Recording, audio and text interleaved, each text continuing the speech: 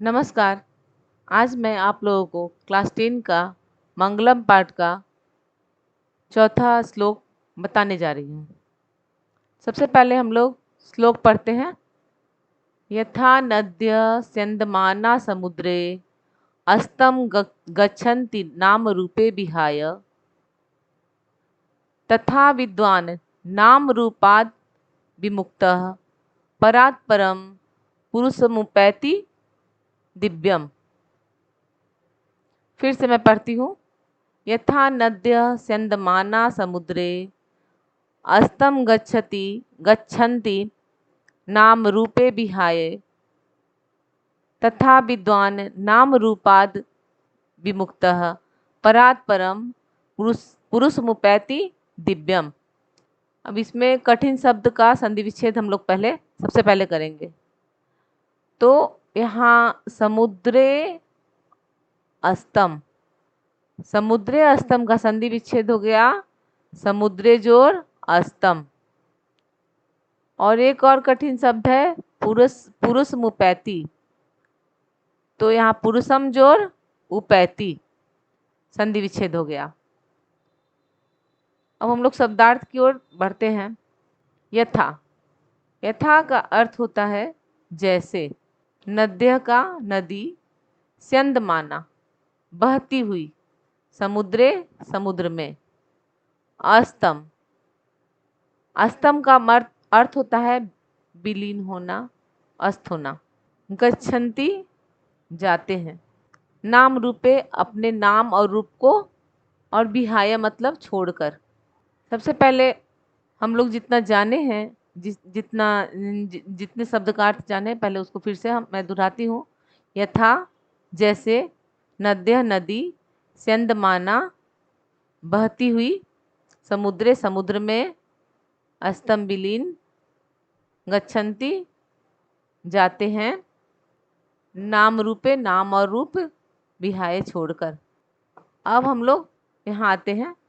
तथा वैसे, विद्वान, विद्वान का अर्थ विद्वान ही होता है। नाम रूपाद नाम और रूप, परात् परम श्रेष्ठतम, पुरुषम मतलब ईश्वर, और उपैति मतलब प्राप्त करता है, दिव्यम मतलब दिव्य, विमुक्त एक छूट गया था यहाँ, विमुक्त, विमुक्त का मतलब हो गया मुक्त होना।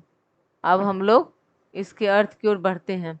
अब इसका अर्थ हो गया जैसे, बहती हुई नदियाँ अपने नाम और रूप को छोड़कर समुद्र में विलीन हो जाती है।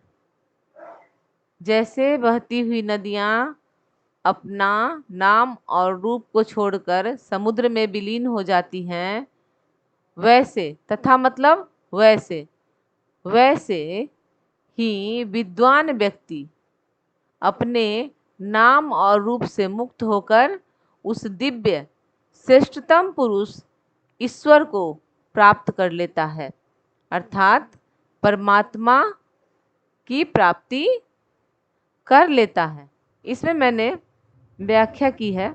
इसकी व्याख्या है, प्रस्तुत श्लोक हमारे पाठ्य पुस्तक प्यूसम के मंगलम पाठ से ली गई है। यह मंत्र मुंडकोपनिषद का है। इसमें कहा गया है कि नदियों का अस्तित्व तभी तक है जब तक वे समुद्र में विलीन नहीं होती हैं। वैसे ही विद्वान व्यक्ति अपने स्व का अस्तित्व त्याग कर परमात्मा से एकाकार हो जाता है।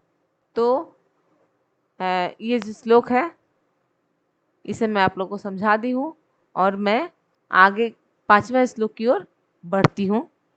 5वां श्लोक है, वेदाहमेतं पुरुषं महांतम, वेदाहमेतं पुरुषं महांतम आदित्यवर्णं तमसः परस्तात् तमेव विदित्वाति मृत्युमत्तेति नान्यः पंथा विद्यते अयनाय। फिर से मैं श्लोक को पढ़ती हूँ। वेदाहमेतं पुरुषं महांतम आदित्यवर्णं तमसः परस्तात् तमेव तमेव विदित्वाति मृत्युमत्येति नान्या पंथा विद्यते अनाये। अब इसके जो कठिन शब्द हैं उधर मैं बढ़ती हूँ। वेदाह मेतत्, वेदाह मेतत् में इसको जब संधि विच्छेद करेंगे, तोड़ेंगे, तो वेद जोर अहम जोर एतम, वेदाह मेतम। अब मृत्युम अत्येति, मृत्युम जोर अत्येति, विद्यते अयनाय, विद्यते जोर अयनाय, और नान्य, नान्य मतलब न का संधि विच्छेद हो गया, न जोर अन्य। अब इसके जो शब्दार्थ हैं उसे हम लोग जानेंगे।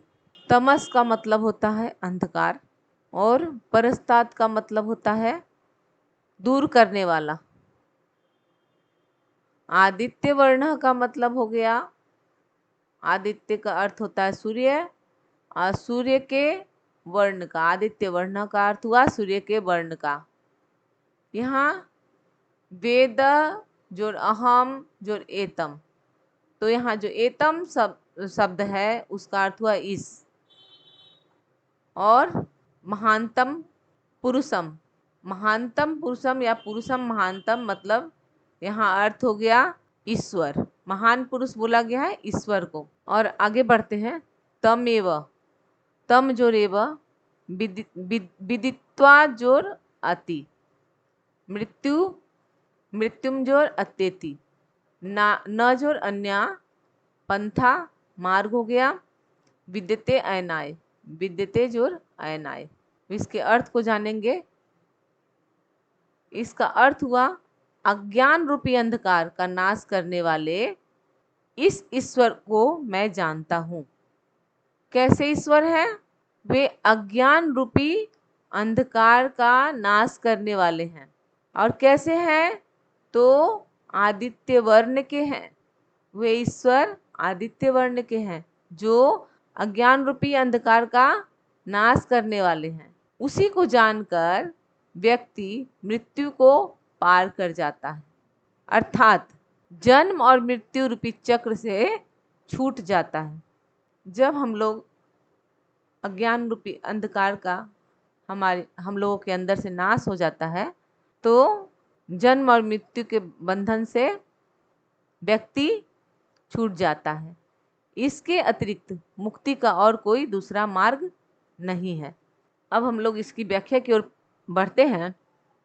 इसकी व्याख्या है प्रस्तुत श्लोक हमारे पाठ्य पुस्तक के मंगलम पाठ से लिया गया है। यह श्लोक श्वेताश्वतर उपनिषद का है। इसमें कहा गया है कि ईश्वर को जानकर ही अज्ञान रूपी अंधकार का नाश किया जा सकता है। उस महानतम पुरुष को जानकर ही जन्म और मृत्यु रूपी भव सागर को पार किया जा सकता है, अर्थात जन्म और मृत्यु के चक्र से छुटकारा पा सकता है। कौन पा सकता है? व्यक्ति। इसके अतिरिक्त कोई अन्य मार्ग नहीं है। तो यहाँ हम देखते हैं कि जब तक हमारे अंदर अज्ञानता रहेगी तब तक हम जन्म और मृत्यु के बंधन में बंधे रहेंगे। बार बार इस धरती पर हमारा जन्म होगा और फिर मृत्यु होगी। इसलिए अज्ञान रूपी अंधकार का नाश होना चाहिए। और वो कौन करेंगे? वो आदित्य वर्ण के महान ईश्वर, महान देवता, वो करेंगे। इसलिए हम लोगों को उनकी ही प्रार्थना करनी चाहिए जो हमारे अज्ञान रूपी अंधकार का नाश करें और हमें जन्म और मृत्यु के बंधन से मुक्ति दें।